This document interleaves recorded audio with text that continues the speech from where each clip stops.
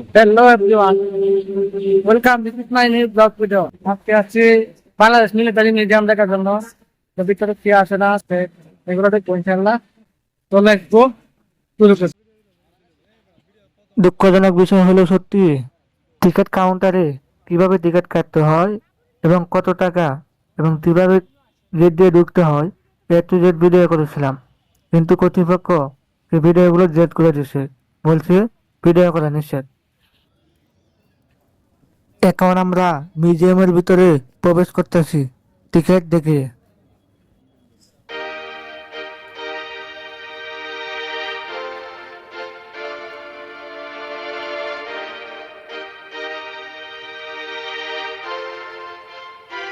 এখন আমরা চলে যাচ্ছি মিউজিয়াম ভবনের 3 তলায় বাংলাদেশ বিমান বাহিনী গ্যালারি, যেখানে আমরা দেখব বাংলাদেশ বিমান বাহিনী ব্যবহৃত হেলিকপ্টার, যুদ্ধ বিমান, যুদ্ধ জাহাজ, এ টু জেড যা কিছু আছে সব কিছু দেখানোর চেষ্টা করব।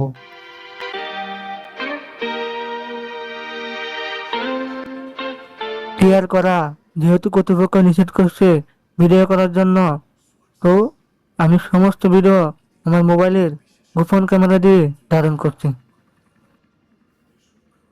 সামরিক জাদুঘরটি নবতিয়ারের পশ্চিম পাশে 10 একর জমির উপর নির্মিত। জাদুঘরটিতে 3 বাহিনীর জন্য নির্ধারিত 3টি গ্যালারি, 6টি পৃথক অংশ রয়েছে। আমি এত বড় রিস্ক নিয়ে ভিডিওগুলো ধারণ করছি শুধুমাত্র আপনাদেরকে দেখানোর জন্য।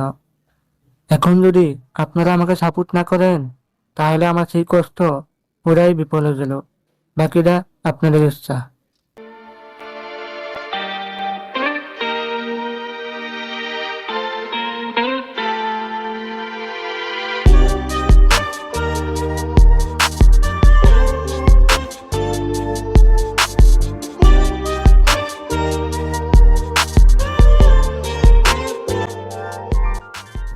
তো চলেন এই সামরিক জাদুঘরের ইতিহাস সম্পর্কে জেনে আসি।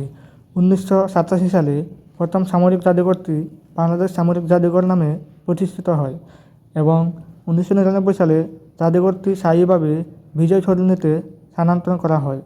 2009 সালে জাদুঘরটি আধুনিকায়নের উদ্যোগ নেওয়া হয়। তৎকালীন সেনাপ্রধানের নেতৃত্বে সব সামরিক বাহিনীর প্রতিনিধির সমন্বয়ে 2010 সালে একটি কমিটি গঠন করা হয়।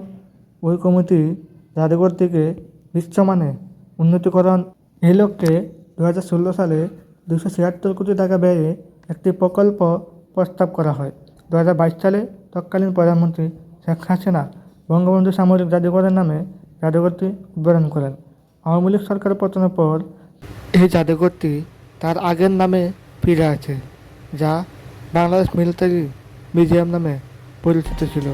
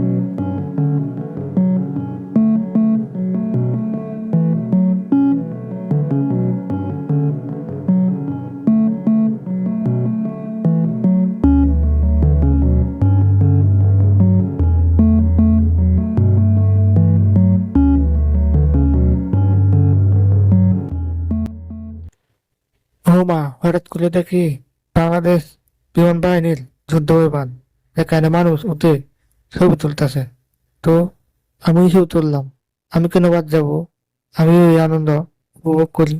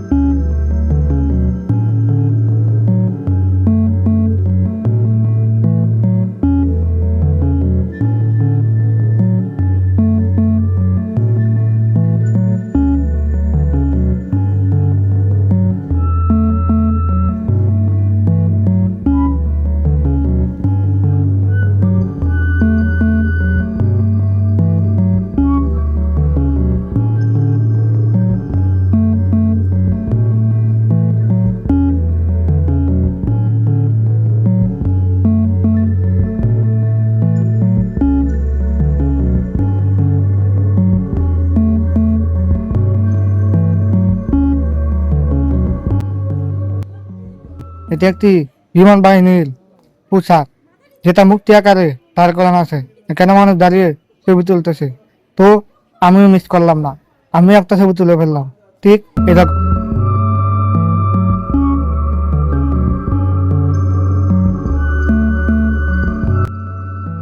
মোট কথা, এখানে যা কিছু আছে সবকিছু বাংলাদেশ বিমান বাহিনীর ব্যবহৃত জিনিসপত্র।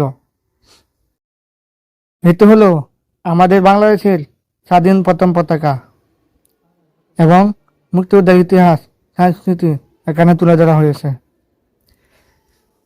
তো এখন হাঁটতে হাঁটতে চলে যাব এই ভবনের দ্বিতীয় তলায়, যেটি বাংলাদেশ সেনাবাহিনী গ্যালারি।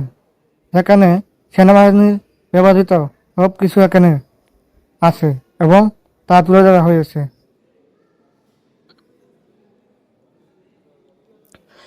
বাংলাদেশ সেনাবাহিনী গ্যালারিতে রয়েছে বিভিন্ন ধরনের অস্ত্র, বোমা ও যুদ্ধের জন্য যত জিনিস লাগে, এভরিথিং, সমস্ত কিছু দেখাবো আজকের এই ভিডিওতে। তা আমার বন্ধু দেখেও পুরাই ভয় পেয়ে গেছে, যে না জানে এখন গুলি করে বসে, কারণ যেভাবে ও বন্দুক তাক করছে মনে হয় গুলি এখনই করবে।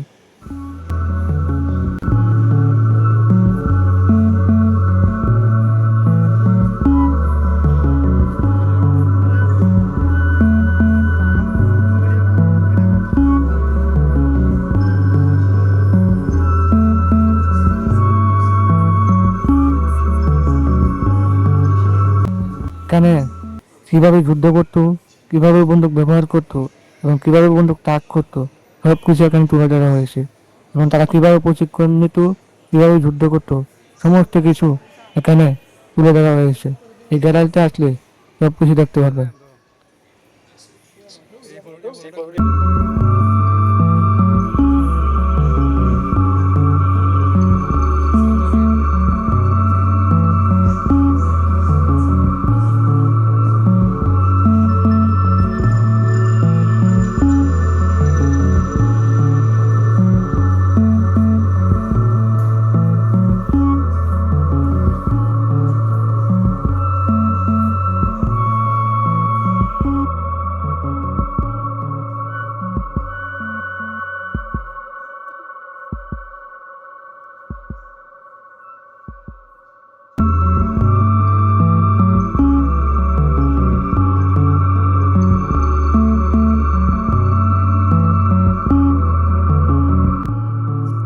এটা হলো 1971 সালে পাক বাহিনী যখন আমাদের কাছে আত্মসমর্পণ করেছিল, সেই আত্মসমর্পণ পত্র, দলিল বা চুক্তিনামা।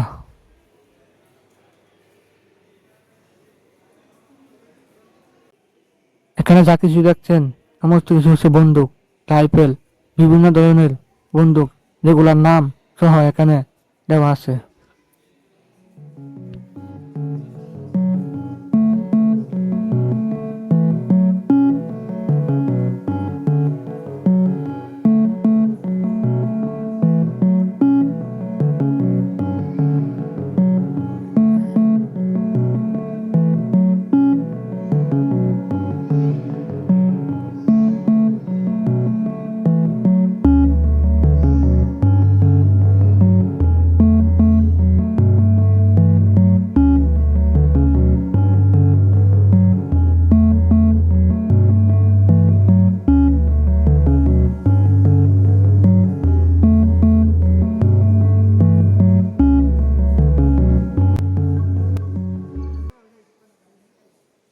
এখন আমরা চলে যাব এই ভবনের চতুর্থ তলায়, যেখানে রয়েছে জাতিসংঘের শান্তিরক্ষা গ্যালারি এবং বেসমেন্টে বাংলাদেশ নৌবাহিনী গ্যালারি।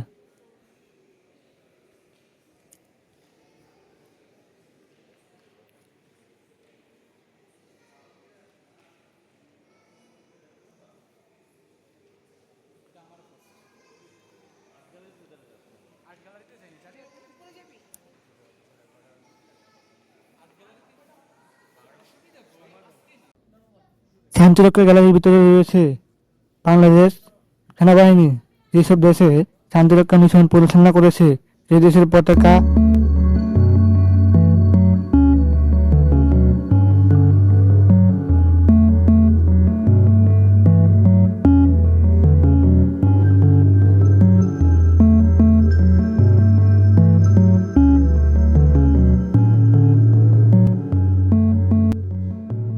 এতে হলো বাংলাদেশ সেনাবাহিনী শান্তিরক্ষা মিশনে পুরস্কার পাওয়া মেডেলগুলো।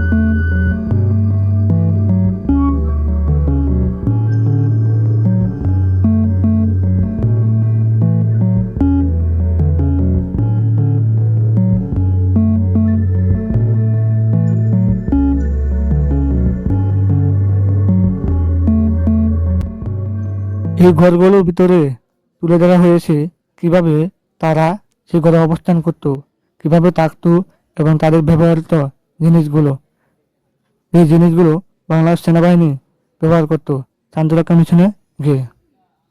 সেই চিত্রগুলো তুলে ধরা হয়েছে।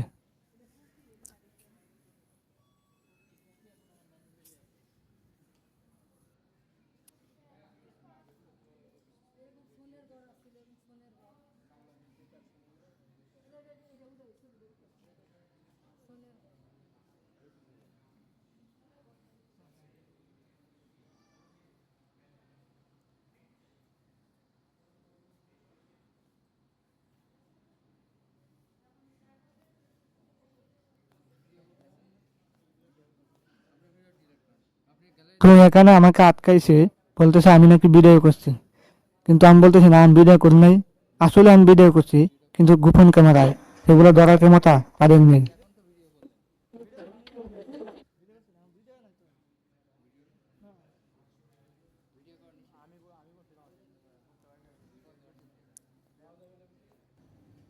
পরে বলতেছে আচ্ছা ঠিক আছে যান, কিন্তু ভিডিও করবেন না, ভিডিও করা নিষেধ। আমি বলছি ওকে। চলে যাচ্ছি একদম এই ভবনের নিচতলা বা একতলা, কিন্তু এই নিচতলা হলেও এটা আন্ডারগ্রাউন্ড।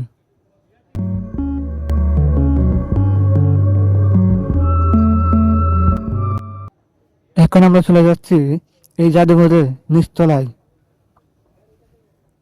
নিচতলায় রয়েছে বাংলাদেশ ইতিহাস গ্যালারি।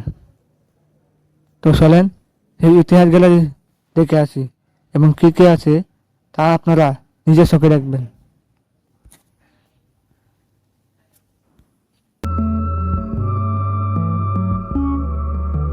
বাংলাদেশ মিলিটারি মিউজিয়ামের নিচতলা আন্ডারগ্রাউন্ড।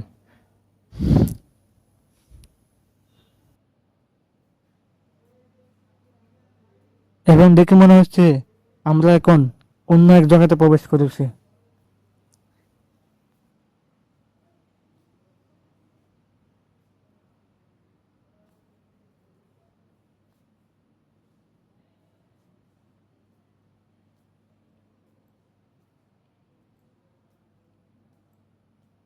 তো এখন আমরা প্রবেশ করব সাবমেরিনের ভিতরে, দেখব কি আছে এবং ভিতরের চিত্রগুলো। দেখে মনে হচ্ছে একদম বাস্তব একজন মানুষ সাবমেরিন চালাচ্ছে, কিন্তু আসলে না, এটা একটা প্লাস্টিকের মানুষ, একদম হুবহু বাস্তবের মতো দেখতে। এটা হচ্ছে ডাইভিং রুম, বা যেখান থেকে কন্ট্রোল করা হয় এই সাবমেরিনকে।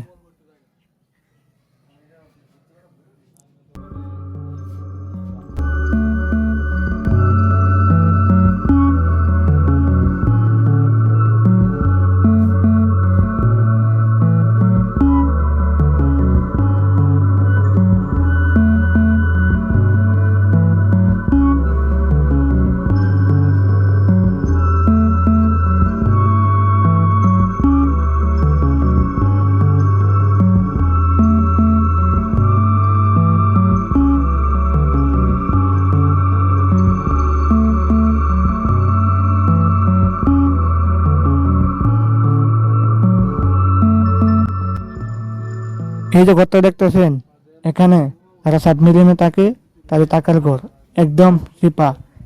সেই চিত্রটাও তুলে ধরা হয়েছে এই সাবমেরিনের ভিতরে। তো এখন আমরা সাবমেরিন থেকে বাইরে হয়ে যাচ্ছি।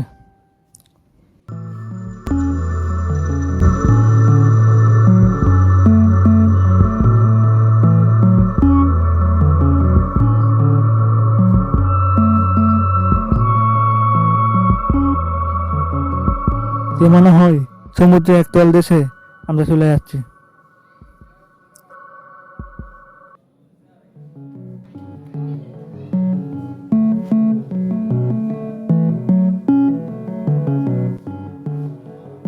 এক কথায় অসাধারণ, যা বলার কোনো ভাষা নাই। একটি ভবনের ভিতরে এত কিছু থাকতে পারে যা আমি কখনো কল্পনাই করতে পারি নাই।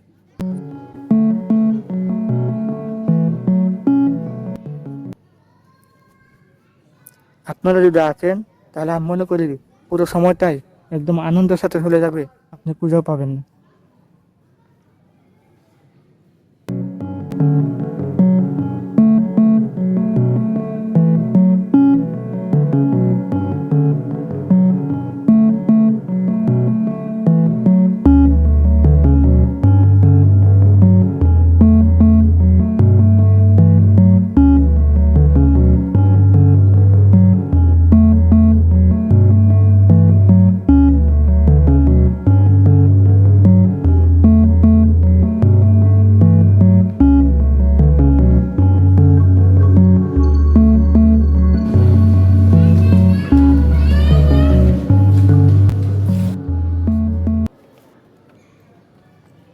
তো এখন আমরা বাইরে হয়ে যাব ভবন থেকে। বাইরে কি আছে সেগুলো দেখে দেখে একদম চলে যাব বাইরের দিকে।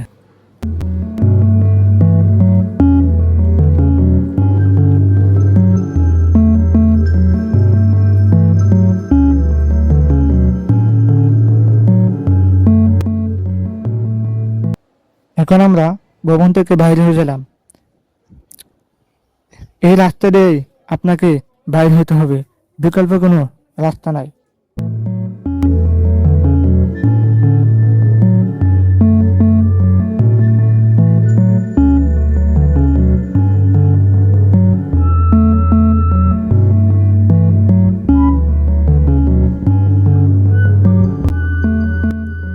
এবং বাইরে হওয়ার পথে পথে দেখবেন বাংলাদেশ সেনাবাহিনী ও বিমান বাহিনীর ব্যবহৃত যুদ্ধ ট্যাঙ্ক, বিমান এবং বিভিন্ন সামরিক গুলো এখানে সাজিয়ে রাখা হয়েছে।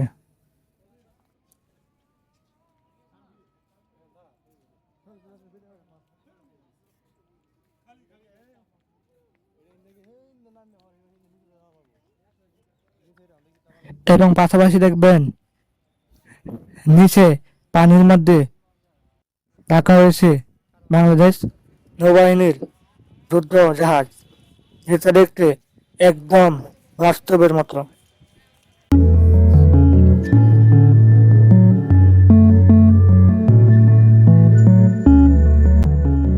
বিদায় নিচ্ছি বাংলাদেশ মিলিটারি মিউজিয়াম থেকে। পরবর্তী ভিডিও দেখার জন্য আমন্ত্রণ রইল। ধন্যবাদ।